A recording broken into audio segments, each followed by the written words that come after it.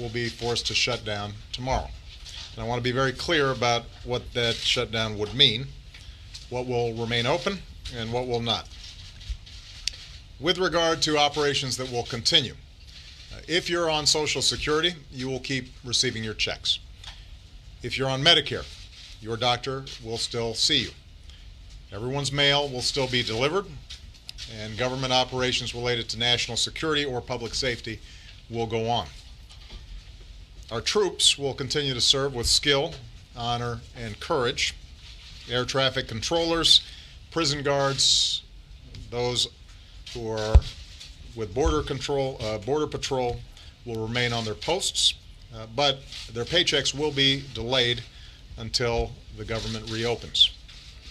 NASA will shut down almost entirely, but mission control will remain open to support the astronauts serving on the space station. I also want to be very clear about what would change. Office buildings would close, paychecks will be delayed, vital services that seniors and veterans, women and children, businesses, and our economy depend on would be hamstrung. Business owners would see delays in raising capital, seeking infrastructure permits, or rebuilding after Hurricane Sandy. Veterans who've sacrificed for their country will find their support centers unstaffed. Tourists will find every one of America's national parks and monuments, from Yosemite to the Smithsonian to the Statue of Liberty, immediately closed. And of course, the communities and small businesses that rely on these national treasures for their livelihoods will be out of customers and out of luck. And in keeping with the broad ramifications of a shutdown, I think it's important that everybody understand the federal government is America's largest employer. More than 2 million civilian workers and 1.4 million active duty military serve in all 50 states and all around the world. In the event of a government shutdown, hundreds of thousands of these dedicated public servants who stay on the job will do so without pay. And several hundred thousand more will be immediately and indefinitely furloughed without pay. What, of course, will not be furloughed are the bills that they have to pay, their mortgages, their tuition payments, their car notes. These Americans are our neighbors. Their kids go to our schools. They worship where we do. They serve their country with pride. They are the customers of every business in this country, and they would be hurt greatly, and as a consequence, all of us will be hurt greatly should Congress choose to shut the people's government down. So a shutdown will have a very real economic impact on real people right away. Past shutdowns have disrupted the economy significantly. This one would too. It would throw a wrench into the gears of our economy at a time when those gears have gained some traction. 5 years ago, right now, our economy was in meltdown. Today, our businesses have created 7.5 million new jobs over the past 3.5 years. The housing market is healing, and our deficits are falling fast. The idea of putting the American people's hard-earned progress at risk is the height of irresponsibility, and it doesn't have to happen. Let me repeat this. It does not have to happen.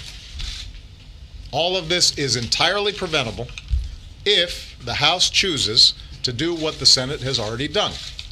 And that's the simple act of funding our government without making extraneous and controversial demands in the process, the same way other Congresses have for more than 200 years. Unfortunately, right now, House Republicans continue to tie funding of the government to ideological demands like limiting a woman's access to contraception or delaying the Affordable Care Act, all to save face after making some impossible promises to the extreme right wing of their party. So let me be clear about this. An important part of the Affordable Care Act takes effect tomorrow, no matter what Congress decides to do today. The Affordable Care Act is moving forward. That funding is already in place. You can't shut it down. This is a law that passed both houses of Congress, a law that bears my signature, a law that the Supreme Court upheld as constitutional, a law that voters chose not to repeal last November, a law that is already providing benefits to millions of Americans in the form of young people staying on their parents' plan until they're 26, seniors getting cheaper prescription drugs, making sure that insurance companies aren't imposing lifetime limits when you already have health insurance, providing rebates for consumers when insurance companies are spending too much money on overhead instead of health care. Those things are already happening. Starting tomorrow, tens of millions of Americans will be able to visit healthcare.gov to shop for affordable health care coverage.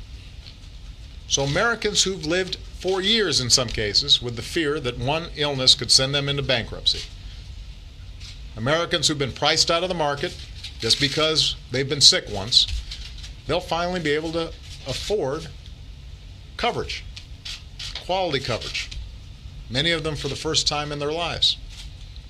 Some of them may be sick as we speak. And this is their best opportunity to get some security and some relief. Tens of thousands of Americans die every single year because they don't have access to affordable health care. Despite this, Republicans have said that if we lock these Americans out of affordable health care for one more year, if we sacrifice the health care of millions of Americans, then they'll fund the government for a couple of more months. Does anybody truly believe that we won't have this fight again in a couple of more months? Even at Christmas? So here's the bottom line. I'm always willing to work with anyone of either party to make sure the Affordable Care Act works better, to make sure our government works better. I'm always willing to work with anyone to grow our economy faster or to create new jobs faster, to get our fiscal house in order for the long run. I've demonstrated this time and time again, oftentimes to the consternation of my own party. But one faction of one party in one House of Congress, in one branch of government, doesn't get to shut down the entire government just to refight the results of an election. Keeping the people's government open is not a concession to me. Keeping vital services running and hundreds of thousands of Americans on the job is not something you give to the other side. It's our basic responsibility. It's something that we're doing for our military and our businesses and our economy and all the hard-working people out there, the person working for the agricultural department out in some rural community who's out there helping some farmers make sure that they're making some modest profit for all the hard work they're putting in. They're the person working for HUD who's helping somebody buy a house for the first time. There's somebody in a VA office who's counseling one of our vets who's got PTSD. That's who we're here to serve. That's why we're supposed to be carrying out these responsibilities. That's why we should be avoiding this kinds of constant brinksmanship. It's something that we do in the ordinary process of this extraordinary system of government that we have. You don't get to extract a ransom for doing your job, for doing what you're supposed to be doing anyway, or just because there's a law there that you don't like. The American people sent us here to govern. They sent us here to make sure that we're doing everything we can to make their lives a little bit better, to create new jobs, to restore economic security, to rebuild the prospects of upward mobility. That's what they expect. And they understand that there are differences between the parties. And we're going to be having some tough fights around those differences. And I respect the fact that the other party's not supposed to agree with me 100% of the time, just like I don't agree with them. But they do also expect that we don't bring the entire government to a halt or the entire economy to a halt just because of those differences. And that's what they deserve. They've worked too hard for too long to recover from previous crises just to have folks here in Washington manufacture yet another one that they have to dig themselves out of. So Congress needs to keep our government open, needs to pay our bills on time, and never ever threaten the full faith and credit of the United States of America. And time's running out. My hope and expectation is that in the 11th hour once again, that Congress will choose to do the right thing, and that the House of Representatives in particular will choose the right thing. Thank you very much.